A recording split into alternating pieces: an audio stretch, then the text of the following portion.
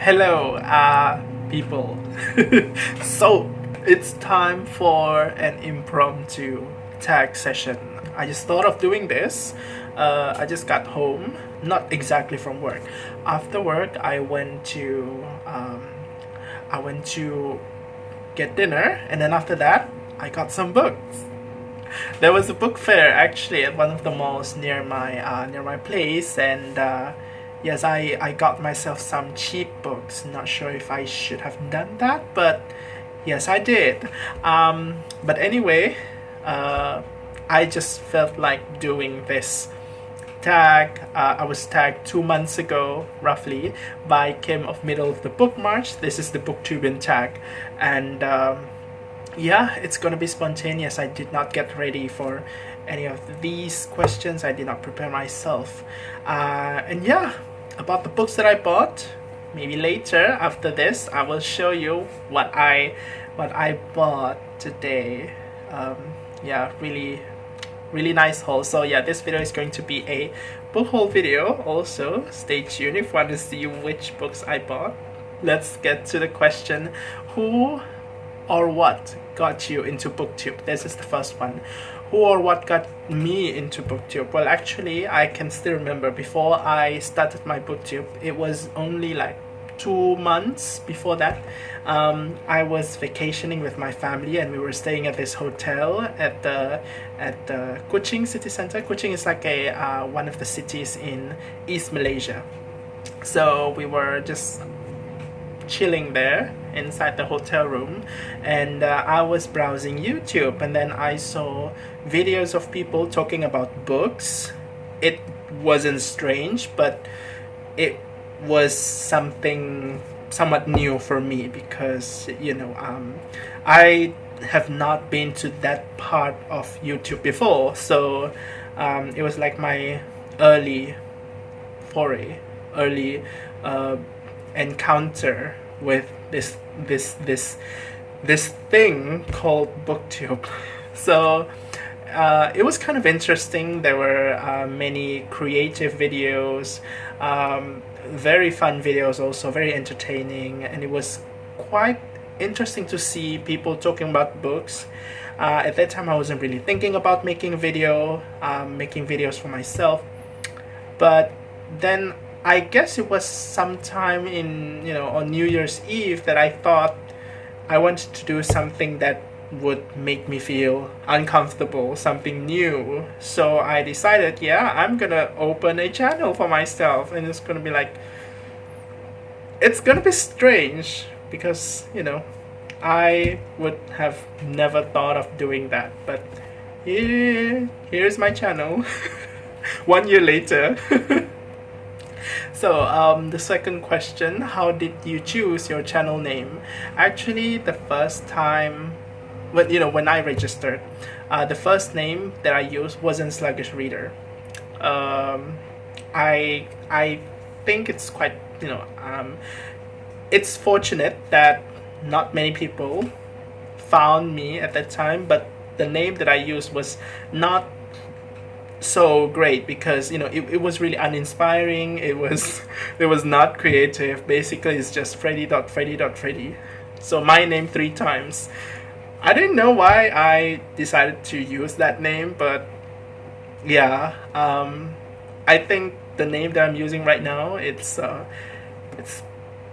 marginally better than that. And even Sluggish Reader is actually something that I just thought like spontaneously. I wasn't really planning on using that, but then I couldn't think of any other names that would suitably describe me. I mean, I wouldn't even really call myself Sluggish Reader. Like, how many times do you see me introducing myself in my videos by that name? But I think that it somehow describes the way I read also. I read slow, both intentionally and unintentionally, both due to me deliberately wanting to read slowly, and also because of some external factors that cause me to read slowly. And I'm trying to deal with one, and I'm trying to cultivate another. So that's just kind of like, my philosophy in reading, being sluggish, slowly digesting everything. So, the third question, who are the first friends you made on BookTube? So, obviously, I'm not going to name names. You know who you are. But I would just say I made some nice friends on BookTube, which is surprising because, well, the reason I got into BookTube is also because I want to talk about things that, about the books I read. And outside of BookTube, I don't usually have the outlet for that.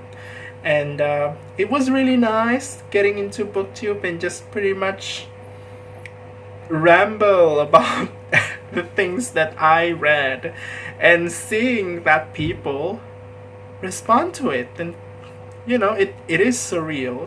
And considering the fact that, many of the people that do that to my ramblings, respond to my ramblings, are from different parts of the world. It's just strange, it's surreal, but then again, it's also, globalization, so it's not that strange. So yeah, next question, why do you love reading books? This is not a question I usually think about. I read books. Usually it's because whenever I get into a particular book, I feel like I am switching myself to a particular mode. Like suddenly things around me would somehow be, my perception of the things around me would somehow be influenced by whatever I was reading at the moment. So maybe, I don't know, this is just a rough example. Maybe I was reading a war fiction, and then suddenly, I don't know, I just see the things around me. They don't turn into war zones, but I feel perhaps more empathy, I guess, because usually that's how war fiction is for me. It is superhuman in a very like super raw way. Like it's just visceral usually, and the way I see things around me when there is this absence of war, obviously, you start to see people's motivations more, and you begin to feel more emphatic towards what they, why they do certain things. And usually when you would feel annoyed by certain people, and then suddenly you would become more understanding of them, which is, yeah, it's weird, but yeah, that's usually how things happen. And then when you read about, when I read domestic fiction, then it's all about family, and suddenly I'm in this like really really big on family mode. And I would think about my family, I would think about my friends, I would think about wanting to stay connected and stuff like that. So yeah, why I like reading books, maybe it's that, it really changes the way I see my environment. It changes, and that's why I like to read different kinds of books each time, because I want to experience different stuff. Yeah, changing my perception one book at a time. So, or in this case, many books at one time. So yeah, I read multiple books these days. So next question, what is my favorite way to film a video? Camera, lighting, makeup, etc. With camera, I use my phone, and for lighting, obviously, this is not the most impeccable lighting ever. I think I have like glare on my eyes. This would probably work better. But yeah, I'm filming inside my room right now because I have the luxury of privacy in here. So hopefully no one is listening to me talking in front of a camera. because I don't know, 1 year, and I still feel self-conscious about that. Um, yeah, but one thing about my room is just that in the evening it's quite dim, even with the lights on. But I have the light in front of me. That's my desk light, actually. This one is really near to my face, and it's bright, obviously, and you can see the glare in my eyes. So yeah, I still actually haven't found a great place with a good lighting and all that. As for my voice, I'm not using any microphone, so I have to rely on my voice projection. And then, one time I discovered that there's this feature in my video editing software about, gain in volume. And ever since that day, my life has changed somewhat. So, as for makeup, I'm au natural, so... okay, what was my first collab and who was it with? My first collab was with Sean the Book Maniac, and it was a book, not book, it was a short story discussion video during the Asian Readathon with about this one short story from a Filipino writer. And then we also had another video talking just about books. Yeah, it was really fun. It was surreal because he proposed to me to make videos together, and it was like, whoa, my subscriber count at that time was like really low, and like I was super new, and then there was someone out there thought that it was good enough of an idea to make videos together. So it's like, oh. Anyway, I didn't drink any coffee today, so I'm not sure why I'm so, jumpy right now. But anyway, next question: what keeps you going with BookTube? Well, books, of course. All of the nice books that I encounter along the way, and with every nice books, I would have the urge to talk about them. And with this urge, I realized that now I have an outlet. I have BookTube. I have a place to ramble about the books that I love. So yes, those are the things that keep me going. Those nice books. Those awesome books. So yeah, those keep me going with BookTube. Although these days I've been a little bit slow, but well, life happens. So one video per week, that's like the minimum requirement that I put on myself for the time being. But I think with this video, it's going to be more than one video per week. Yeah. Next one. Before that, how do you respond to hate messages / comments? Fortunately, I have not received any hate messages or comments, which is good. I have received dislikes, but well, it's a kind of engagement, so it's good. Receiving hate messages is kind of engagement too. It's like, comments, but I'm not sure how I would react if I receive those kinds of things. I like to think that I have not reached that point that I would invite any hate messages. I don't think that I am, just that electrifying enough to attract those kinds of stuff. And really, I just can't imagine how I would feel, what I would do if I were to receive those kinds of things. So I don't know. I really don't know if I would feel awful, if I would feel indifferent. I just don't know at this point, because anything could happen. Next question is, who is my favorite author and book series? There can be more than one. Of course there is more than one.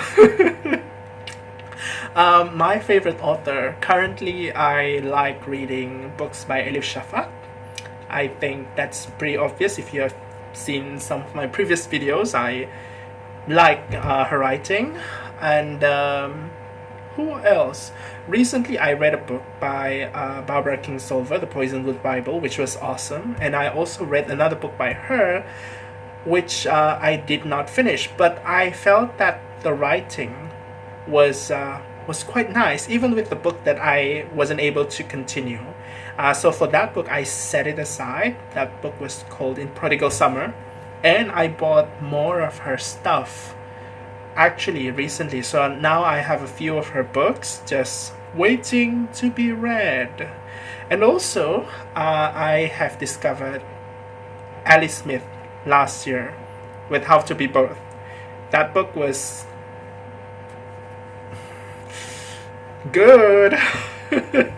I really love it. I really love her writing. It feels so free. It's like there is no sense of convention there. It's just free flowing, which is something that I would say I appreciate very much. So those are just some of the few writers that I have enjoyed recently.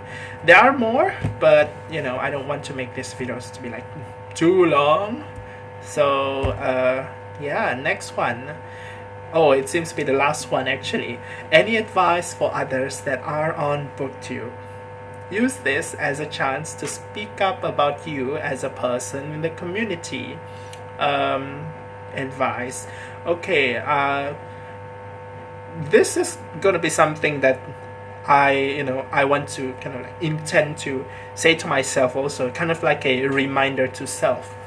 And that is when creating things, when uploading things on BookTube, I think it's really important to remember why you started a BookTube channel, and just remember your purpose, and just think about why you're here so that you would feel grounded.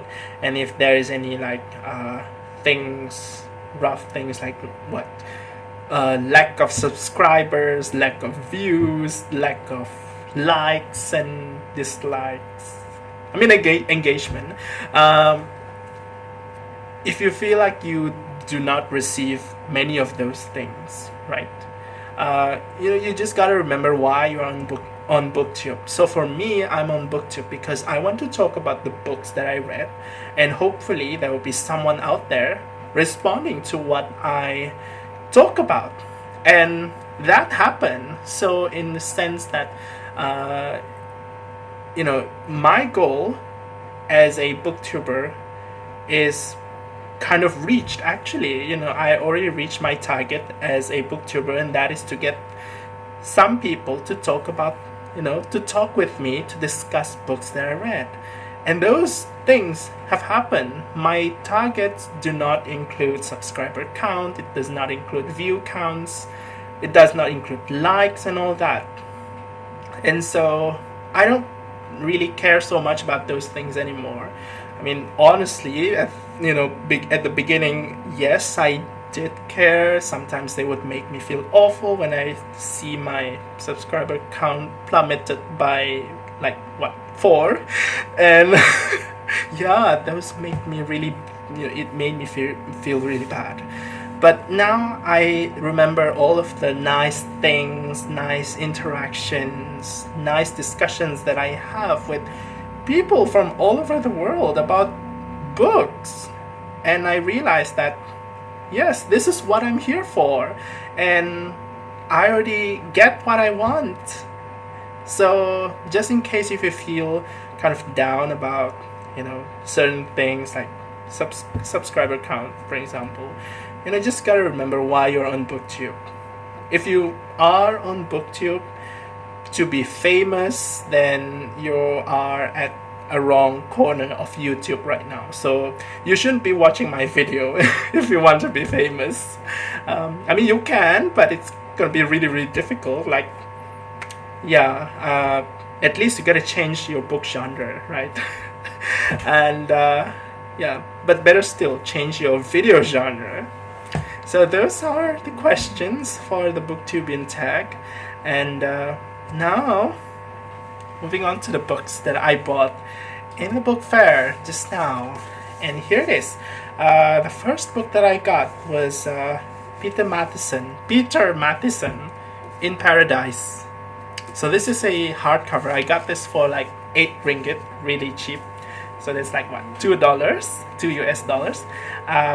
And it says right here, this is kind of like a war fiction. In the late autumn of 1996, more than 100 people gather at the site of a former Nazi death camp. Throughout that week, they offer prayer and witness at the crematoria and meditate in all weathers on the selection platform, eating and sleeping in the sparse quarters of the officers who half a century before sent more than 1 million Jews to their deaths in this single camp.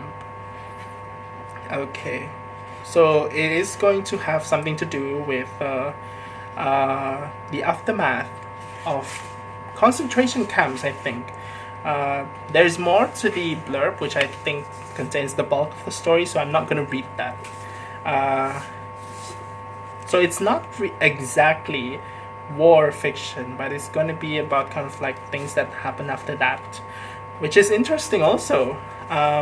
Yes, this is the first book that I got. And then the second one, I read a book by Britt Bennett for BookTube Prize, Octofinals, and so that was The Vanishing Half, and then I got The Mothers. And this one, I got it at 5 ringgit, but really this copy is just all torn and cut. It's all injured actually, but I mean, I kind of like books that have, that are already like that, so that, I don't feel guilty if I ruin them. But anyway, this is The Mothers. This is kind of like a domestic fiction. It begins with a secret. It is the last season of high school life for Nadia Turner, a rebellious, grief-stricken 17-year-old beauty. Mourning her mother's recent death, she takes up with the local pastor's 21-year-old son Luke. They are young, it's not serious, but the secret that results from this teen romance and the subsequent cover-up will have an impact that goes far beyond their youth.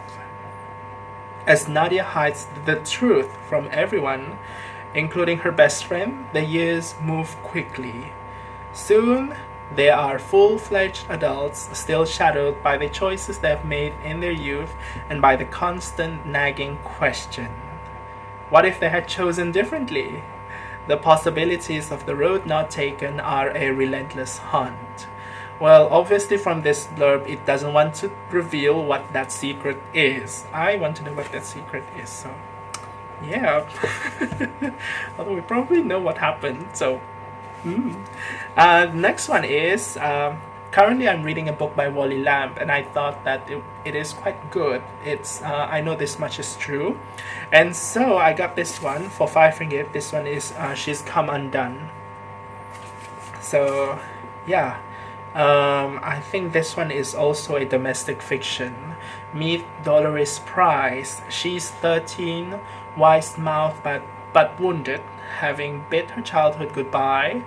Beached like a whale in front of her bedroom TV, she spends the next few years nourishing herself with the Malomars, potato chips, and Pepsi her anxious mother supplies. When she finally rose into young womanhood at 257 pounds, Dolores is no stronger and life is no kinder, but this time she's determined to rise to the occasion and give herself one more chance before really going belly up. Nice. I like the way that this is, where this is going. I really like it.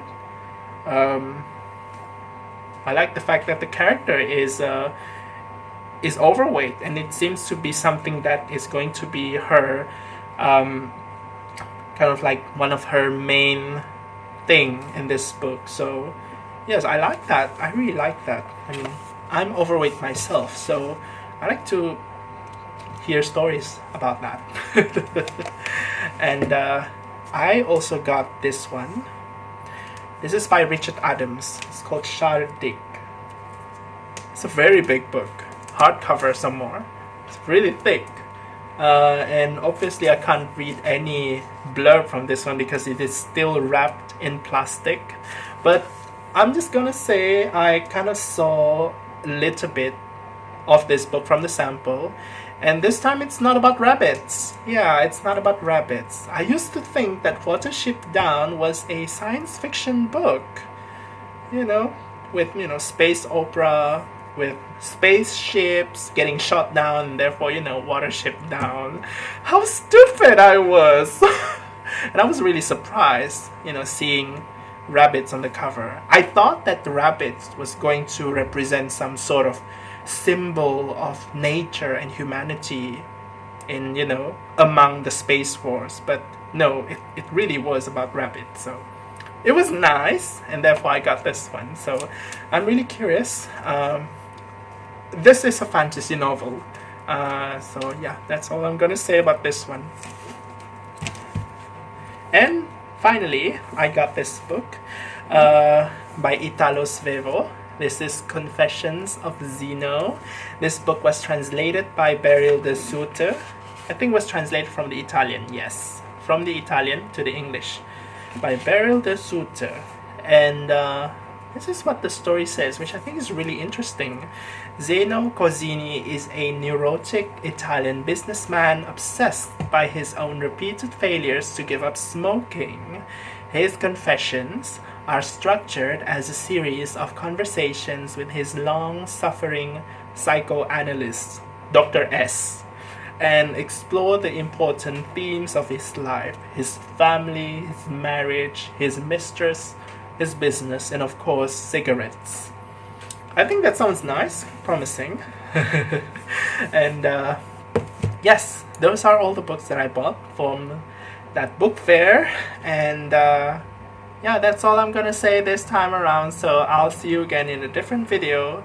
And yes, I think I would probably upload this on a Tuesday. So yeah, Tag Tuesday. Finally, I have a video for Tag Tuesday. I always do my tags on different days, so I can't use Tag Tuesday. So yeah, so I'll see you again in a different one. So I'll see you. Did I just repeat myself? No. I'll see you again in a different video. So until then, take care. Thanks for watching, and bye.